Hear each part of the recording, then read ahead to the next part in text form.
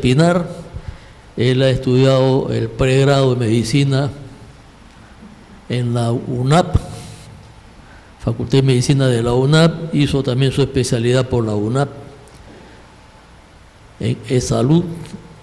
Actualmente es pediatra asistente del servicio de salud. Y el tema que va a tocar hoy día es dolor abdominal, y ahí viene para poner el asunto.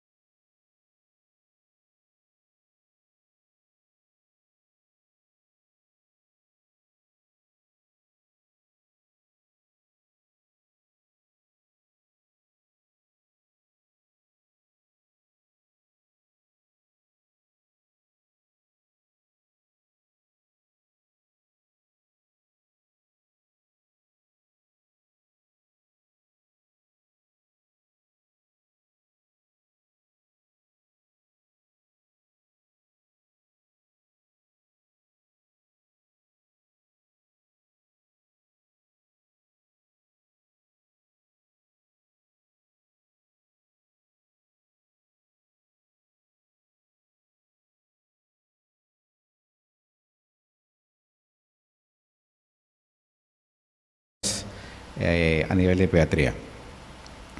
El dolor abdominal, pues, en los servicios de urgencias se estima que está en un 10% los pacientes que acuden a la emergencia, en todas las emergencias, un 10% de todas las consultas.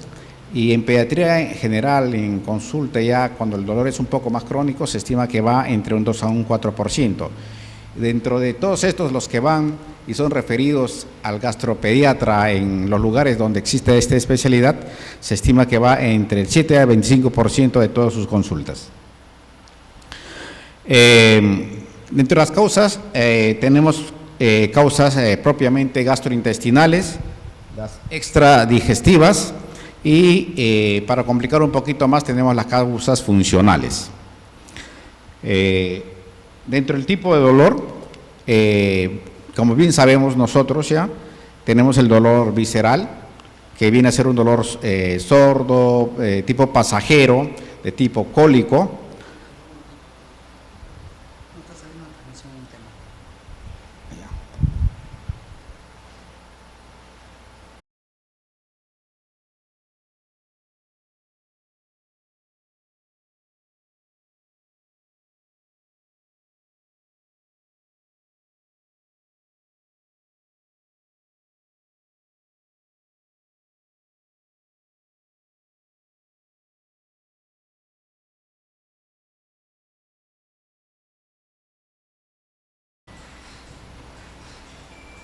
Ya, ok, listo. Entonces,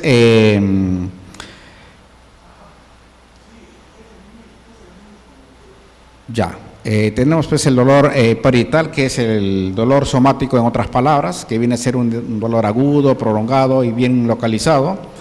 El dolor referido, que es aquel dolor que se inicia y que tiene de punto otras estructuras del cuerpo y luego van hacia el abdomen.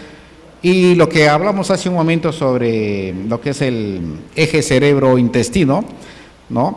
Donde se colocan todo lo que es los dolores funcionales, y se menciona y se ha establecido ya que el intestino viene a ser el segundo cerebro.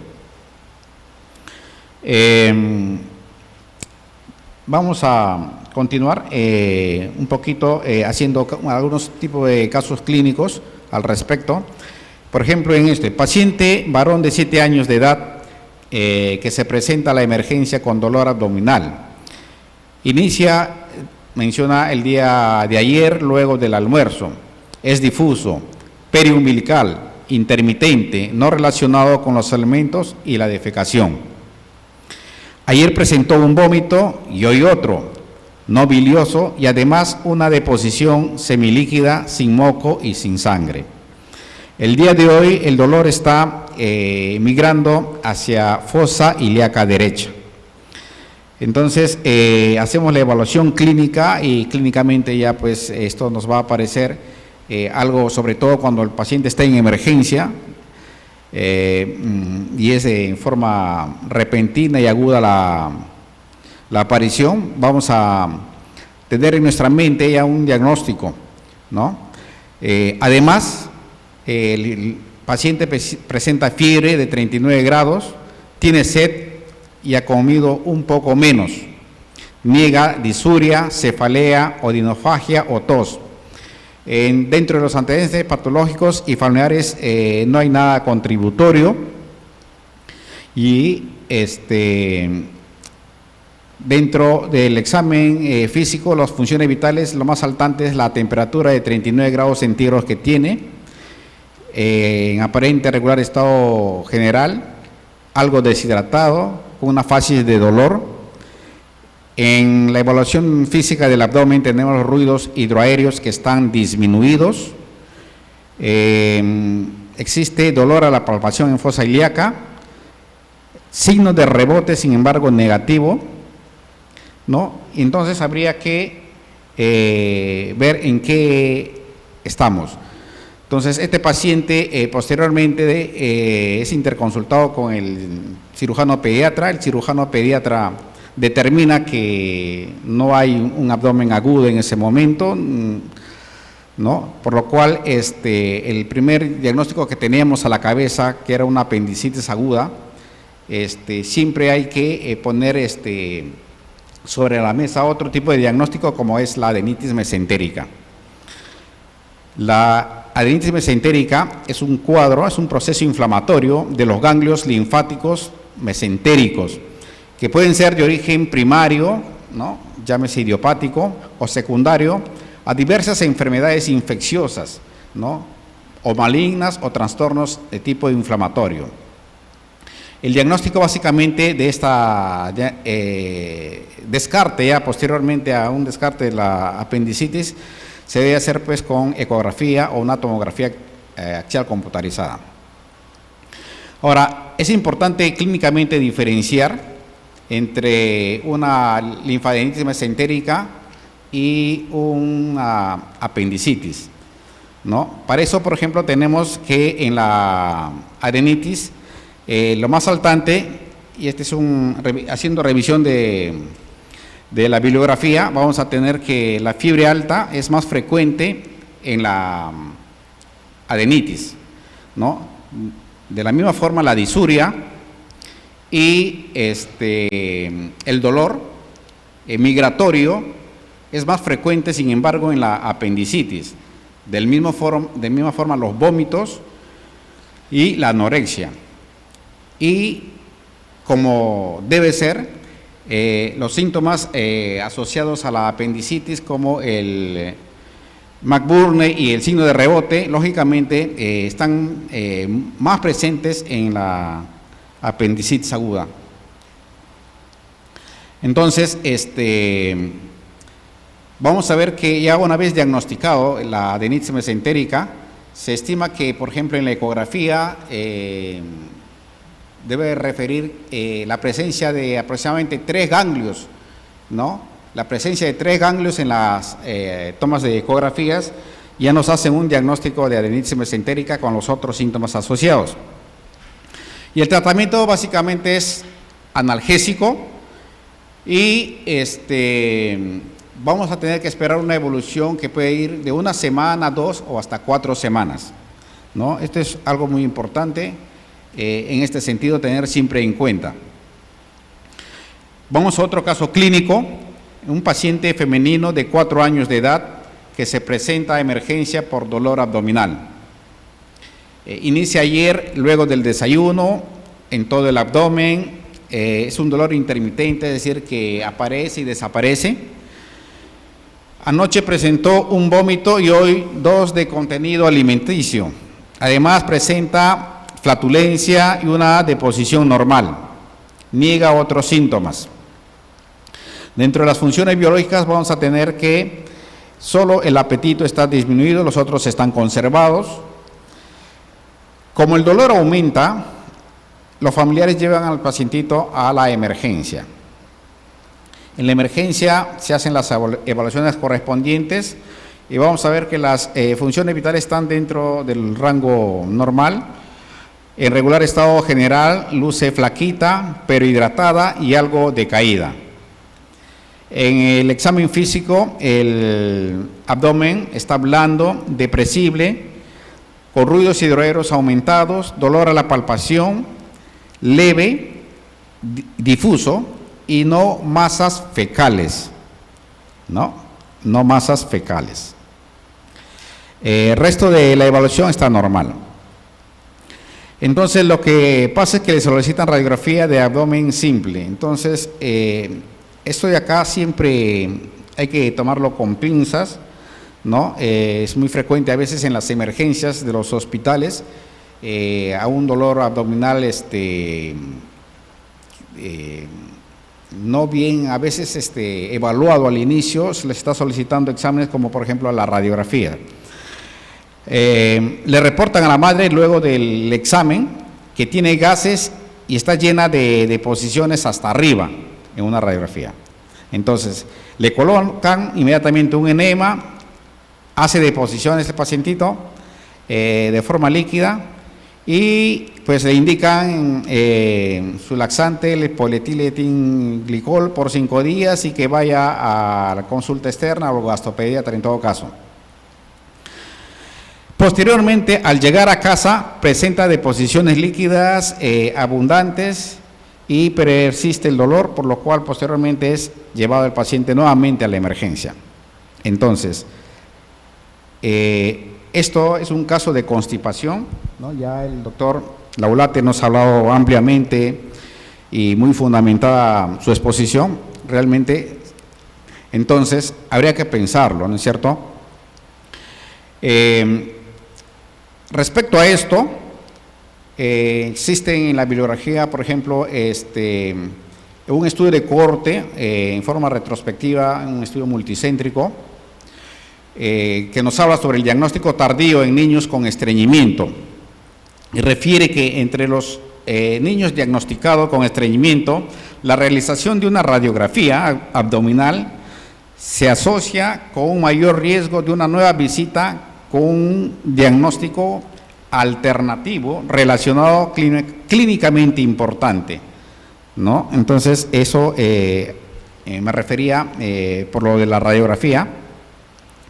Y más aún, acá hay una revisión también bibliográfica sobre el dolor abdominal agudo en cuanto al reconocimiento y manejo del estreñimiento en el servicio de emergencia.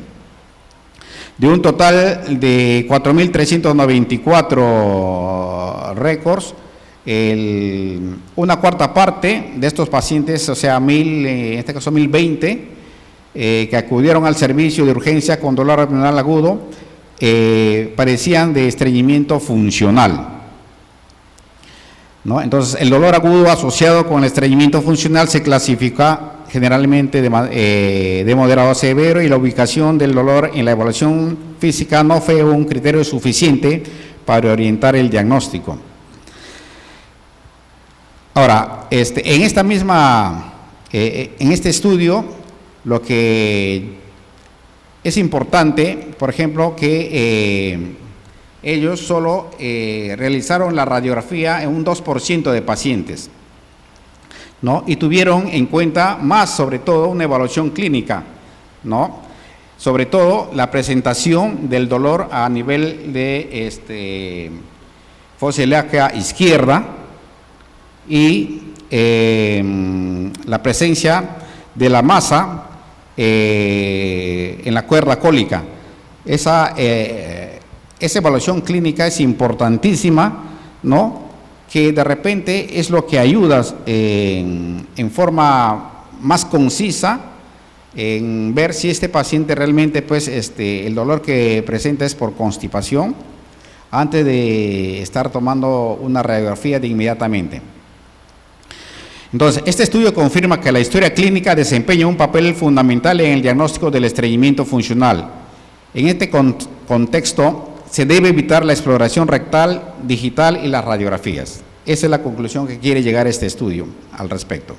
Continuamos con otro caso clínico, escolar de 7 años, que es internado en el servicio de gastroenterología con cuadro de 3 días de evaluación caracterizado por mal estado general, vómitos, cefalea, fiebre, odinofagia y dolor abdominal, epigástrico progresivo. Al examen físico de ingreso muestra un niño febril de 39.5 grados, ¿no?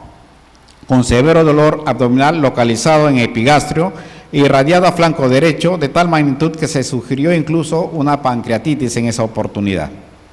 Entonces, posteriormente, en la evolución, un examen pulmonar detallado revela disminución del murmullo vesicular, aumento de las vibraciones vocales, pectoraliquia y estertores del lóbulo medio derecho, ¿no? Una radiografía de tórax confirmó el diagnóstico. Entonces, hay que tener en cuenta que, como habíamos hablado, el origen del dolor puede ser extradigestivo. Tenemos en este caso, por ejemplo, una neumonía derecha, ¿no? Es otro caso clínico, varón de 10 años con 2 meses ya de enfermedad, con dolor abdominal a nivel de epigastrio, tipo ardor, relacionado con las comidas, de posiciones normales. Examen clínico nos muestra dolor a la palpación en epigástrico. Entonces, habría que ver 2 entidades básicamente, ¿no? En esta parte. Uno es el reflujo gastroesofágico y otro una gastritis, ¿no? Dentro de esto, por ejemplo, es importante de repente agregar ahí el tiempo, ¿no? O la cuantificación temporal en cuanto a, por ejemplo, relacionado a la ingesta de las comidas. Es muy fácil, por ejemplo, de repente, sabemos que en las gastritis, estas generalmente tienden a disminuir después de la ingesta de los alimentos, ¿no? El dolor disminuye, en cambio un reflujo gastroesofágico no. Otro caso clínico, femenino de 8 años, con un tiempo de enfermedad 1 año, presentación más o menos del dolor 2 veces por semana, pero últimamente a diario. Es un dolor periumbilical, no relacionado con las comidas, de posiciones un poco duras, y el examen clínico es normal. Entonces estamos ante la presentación de un dolor abdominal crónico, ¿no? Entonces, ¿este dolor abdominal crónico es orgánico o es funcional? Habría que preguntarse, ¿no? Y al mismo tiempo, si este dolor crónico tiene signos de alarma. Esas preguntas es importantísimo tener en cuenta, ¿no? Sobre todo en cuanto a los signos de alarma que uno tiene que tener en cuenta, ¿no? Uno, por ejemplo, en los signos de alarma tenemos es la pérdida de peso progresiva, la presencia de sangre en heces, los cuales nos van a orientar a que ese dolor es de tipo orgánico, ¿no? ¿Y cuáles son otros signos importantes de organicidad. Tenemos, por ejemplo, que el paciente sea menor de 4 años, que el dolor sea localizado, ¿no?, en un punto, y excéntrico, que quiere decir que el dolor, cuanto más lejano se encuentra de la línea media, es con mayor posibilidad de tipo orgánico. El dolor que despierta en las noches, ¿no?, es un signo de organicidad. Cuando el paciente está consumiendo algún tipo de medicamento, la historia familiar, ¿no?, antecedente de celiaquía o enfermedad intestinal inflamatoria. El examen físico anormal, lógicamente, nos está indicando que hay un tipo de organicidad en ese tipo de dolor abdominal. Entonces, ahora, dentro de las causas orgánicas, ya propiamente dicha, tenemos varias causas orgánicas de dolor abdominal. Tenemos la gastritis, las enfermedades ulcerosas pépticas, la esofagitis, la enfermedad inflamatoria intestinal, la constipación, la pancreatitis, el cólico biliar, intolerancia a los carbohidratos, ¿no?, intolerancia a la lactosa, la parasitosis, las infecciones urinarias, el dolor muscular esquelético, es muy frecuente a veces el dolor, inflamación del psoas a ese nivel, y la presencia del Helicobacter pylori. Dentro de todas estas, las más comunes y frecuentes son pues la constipación, que siempre hay que tener en cuenta, luego la intolerancia a la lactosa y la parasitosis, ¿no? Varias parasitosis que tenemos, sobre todo en un lugar como el nuestro, donde hay alta incidencia de este tipo de patologías. Y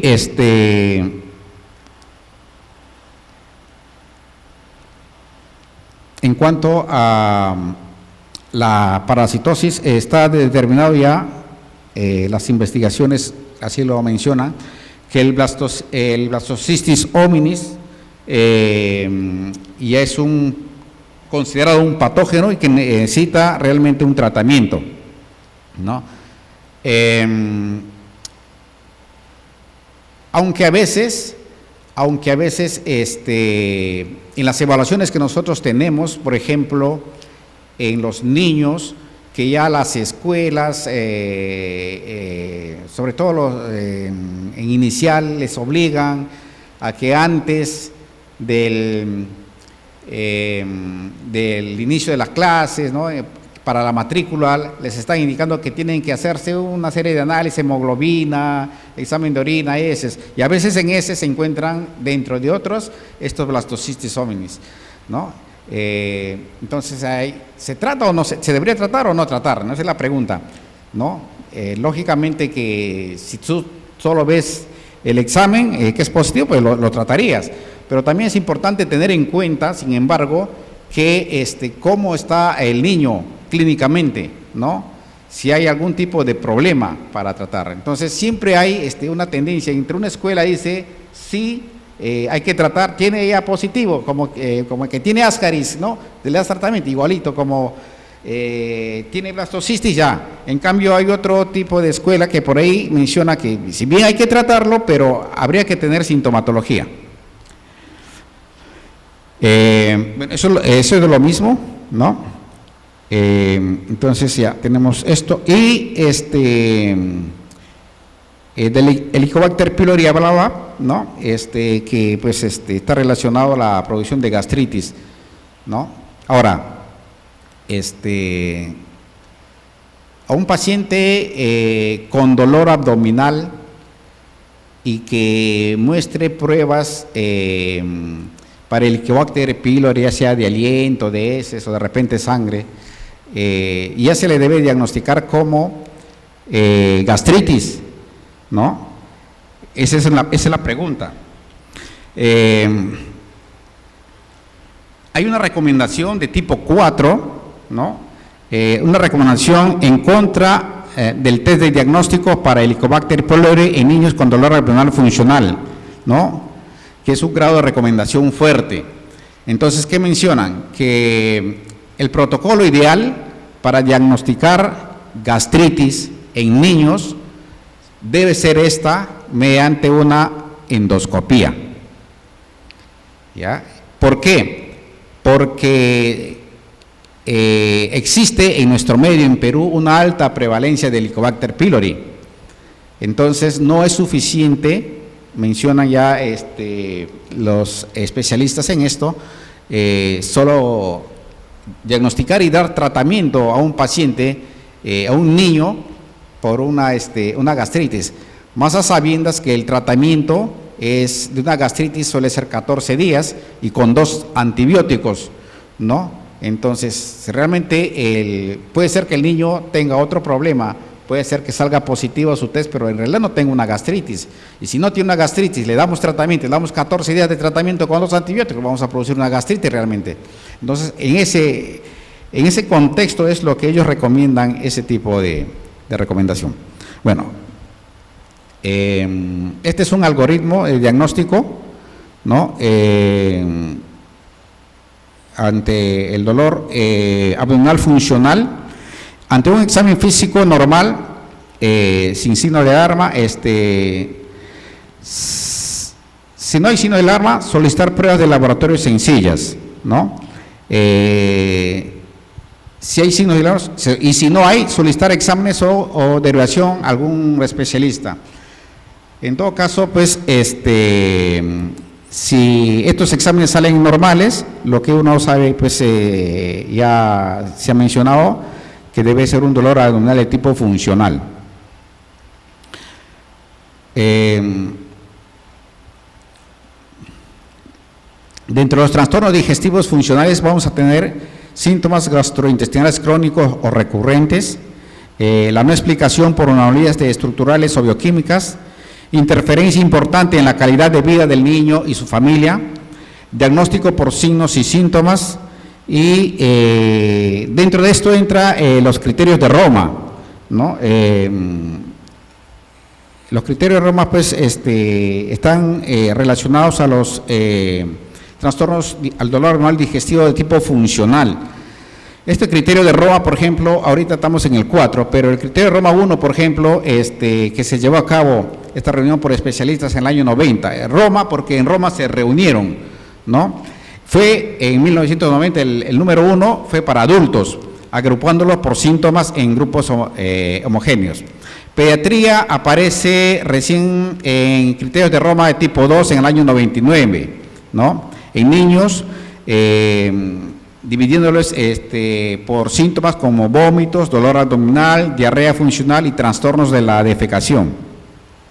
Luego viene el año 2006, en los criterios de Roma de Roma 3 en menores de 5 años, ¿no? Donde están los neonatos y preescolares, y entre 4 y 18 años que están los escolares y adolescentes. Y los criterios de Roma 4, con los que estamos actualmente desde el 2016, donde hay un cambio en la terminología del criterio de diagnósticos, incluye algunos trastornos de adultos, sin embargo, ¿no?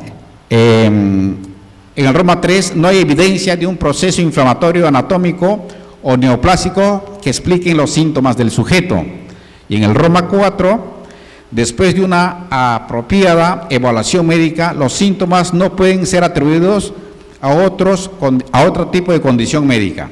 Eso es lo que manifiestan estos acuerdos. Esto es una tablita, una gráfica de lo mismo, ¿no? Donde se clasifican estos dolores funcionales de acuerdo a la edad, la aparición en cuanto a meses o años, ¿no? Viene a ser lo mismo. Entidades reconocidas actualmente. Los trastornos gastrointestinales funcionales relacionados al dolor abdominal, Roma 3, ese es uno de las entidades reconocidas, ¿no?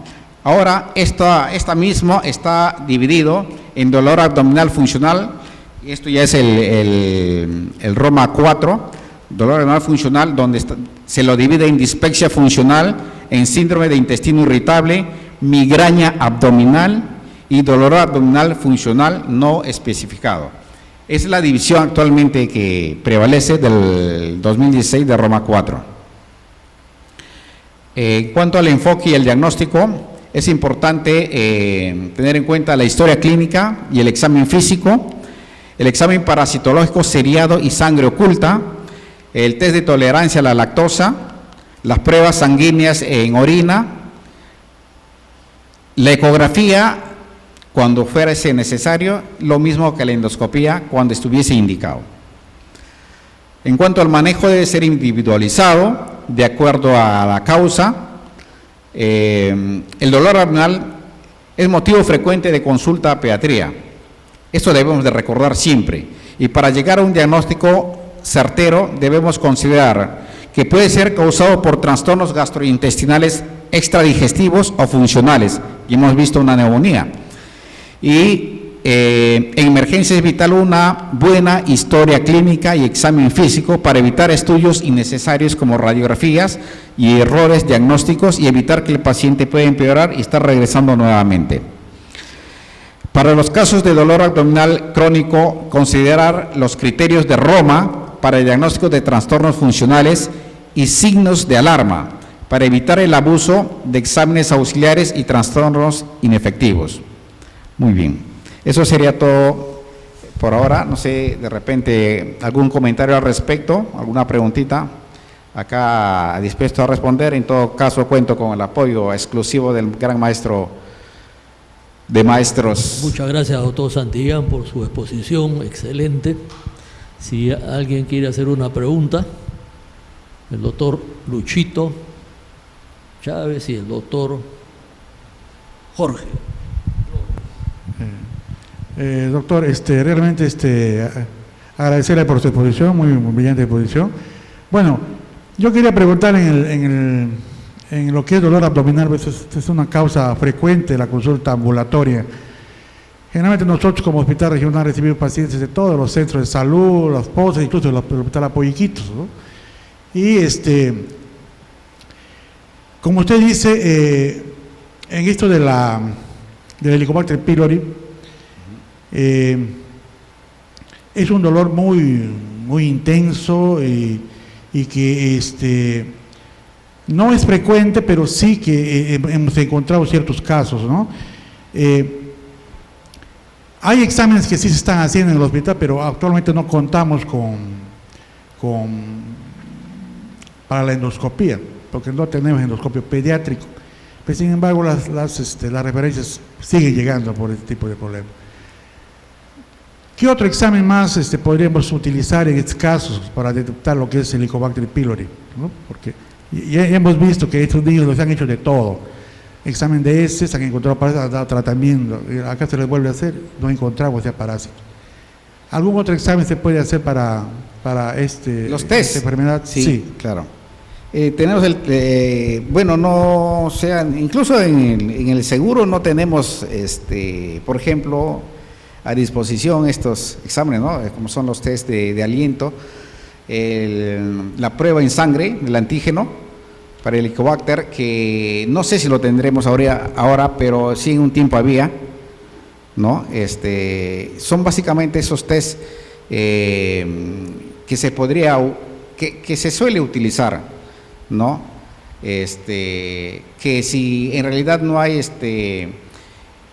una sintomatología y de fondo un diagnóstico, como mencionan los especialistas, ¿no? Los gastroenterólogos pediatras ya han sacado ya una normatividad en cuanto a esto, para que el diagnóstico sea básicamente endoscópico, ¿no? Pero de repente te podría ayudar, y según la clínica, como mencionas, en nuestros hospitales no abundan este tipo de pruebas a disposición.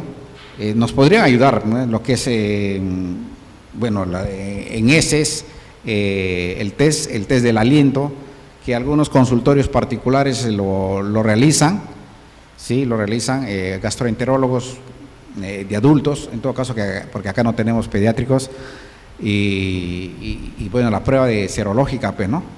Que podría hacerse.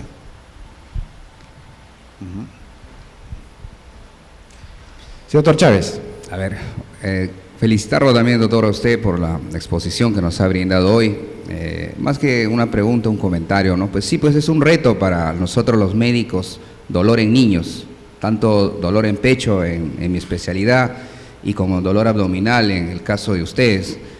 El dolor empieza pues básicamente a hacer nuestro algoritmo diagnóstico con un buen examen clínico, y que la verdad lo estamos perdiendo y nos estamos escudando muchas veces en ayuda de exámenes a diestra, ¿no? O sea, viene un paciente con un dolor abdominal, en este caso, y la verdad que pues disparan todo, ¿no? Se comienza a disparar examen de orina, de heces, ecografía, radiografía, y la verdad, y la palpación, la exploración abdominal se ha perdido. Creo que como médicos ahora debemos incidir más en que el examen físico y la anamnesis es quien nos va a dirigir nuestro algoritmo diagnóstico, y no al revés, que los exámenes nos dirijan qué cosa es, porque si no esperamos una ecografía 2 o 3 días y nos sale negativo, otra. ¿Qué es? Otra vez nos volvemos a pensar qué es, ¿no? Entonces, y eso también da a un paso a que nosotros mismos podamos hacer nuestra medicina basada en evidencia. Nuestra medicina basada en evidencia sería bonito una presentación, o tal vez, hoy sabe que ya te he dicho todo lo que es dolor abdominal, pero en el Salud o en el Hospital Iquitos, al final las causas de dolor abdominal definidas y diagnosticadas son estas. Y yo creo, como mi especialidad, dolor de pecho, 99.9% es un dolor de costilla nada más, muy alejado de otras cosas para ustedes, y sería lindo, o tal vez de repente nos puedas dar ese dato, la conclusión final. ¿Qué porcentaje de dolor abdominal para nuestra región son tal entidad, y cosa que como médicos, porque también va dirigido a enfermería, personal de otra no profesional médico, ya más o menos también nos orientamos, ¿no?, en todo, y evitar pues el uso innecesario de ayuda diagnóstica que al final nos confunde. A veces, ¿no? O sea, el paciente pues viene a otra cosa y nos sugiere otra cosa, pero tampoco la ayuda diagnóstica es lo máximo, pues, ¿no? No hay que pensar eso. A ver, claro, ¿qué podría concluirle, doctor, bajo su experiencia, o de repente si lo tiene, de repente algún estudio de tesis? El dolor abdominal en pediatría, en Iquitos, ¿en qué porcentaje se ha determinado finalmente la causa? Bueno, realmente no existe a nivel local un estudio. Estos valores que le he mencionado generalmente es a nivel nacional, ¿no? Son una bibliografía a nivel nacional, pero debe estar ahí, ¿no? De repente son datos generalmente que se toman a nivel de Lima metropolitana, estos estudios que han tomado. Pero nosotros estamos por ahí. No sé el porcentaje exacto, pero debemos estar por ahí, y sí, no estaría de mal hacer estudios de este tipo, y tener nuestra casuística propia. Pero yo, que ya hace un par de años, yo por ejemplo ya no hago emergencia, pero sí hago hospitalización, donde paro siempre. Ya en hospitalización entran con un diagnóstico los pacientitos, ¿no? Y cuando ya estén en hospitalización, pues el diagnóstico no es el que se esperaba en una primera instancia, y sí existen rangos importantes en la diferencia, ¿no? Y esto tiene muchas explicaciones, no tanto del lado de repente de la capacidad de evaluación del profesional en el momento, sino por otras múltiples circunstancias. Pero sí, entonces existe. Entonces, y de que se toman exámenes, por ejemplo, las ecografías, ¿no? A veces las ecografías en abdomen uno se recomienda, dentro de eso yo me pongo, más que por buscar algo, a veces para calmar la ansiedad de los padres, ¿no? Entonces, porque tú sabes que no vas a encontrar nada, el examen físico no te demuestra eso, pero ya el paciente está viniendo 1, 2, 3, 4 veces y persiste el dolor, ¿no? Y lógicamente es un dolor funcional, que hay que averiguar, que hay que ver, ¿no? La alimentación, ¿no? Y otras cositas más que hacen que, por ejemplo, ese niño esté presentando ese diagnóstico.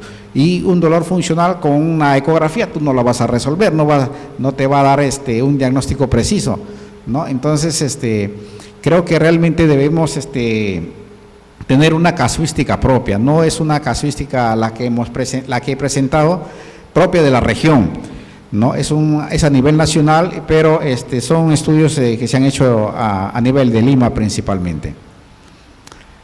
Es otro.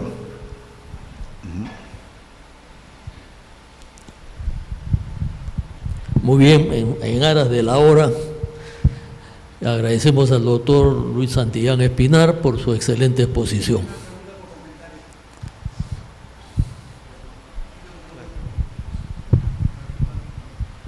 Muchas gracias, Luisito.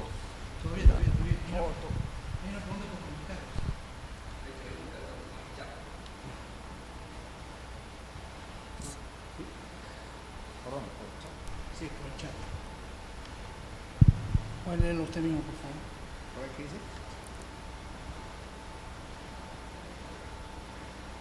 Pargeverina, dolor abdominal.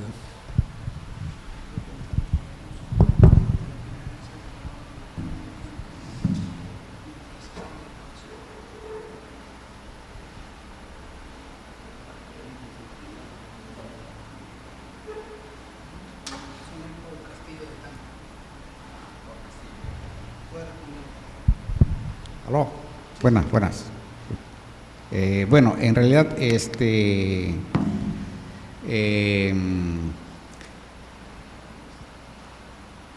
sobre la pregunta al respecto, ¿no? Sobre el uso de la pargeverina en el dolor abdominal de forma controlada mientras se estudia el caso.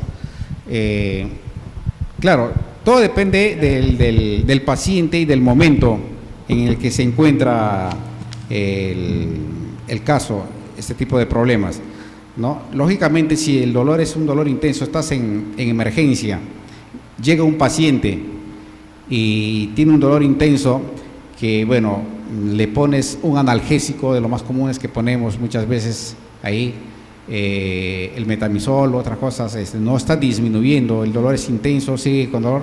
Lo primero que uno que tiene que hacer es aliviar el dolor, el sufrimiento, ¿no? Y si dentro de nuestras posibilidades tenemos la utilización de este tipo de medicamento, ya habiendo probado otros que no han surtido efecto, lógicamente se podría utilizar, ¿no? No está contraindicado, de todas formas se puede utilizar, pero generalmente son pues medicamentos que se utilizan en emergencia, ¿no?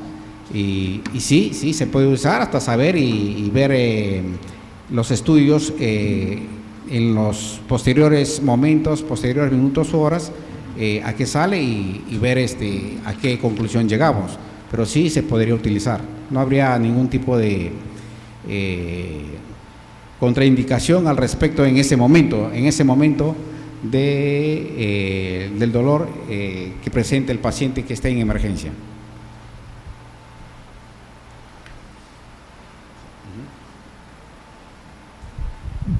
Muy bien, ahora sí, nuevamente agradecemos al doctor Luisito Santillán por su brillante exposición, por las excelentes respuestas a las preguntas que se le han hecho.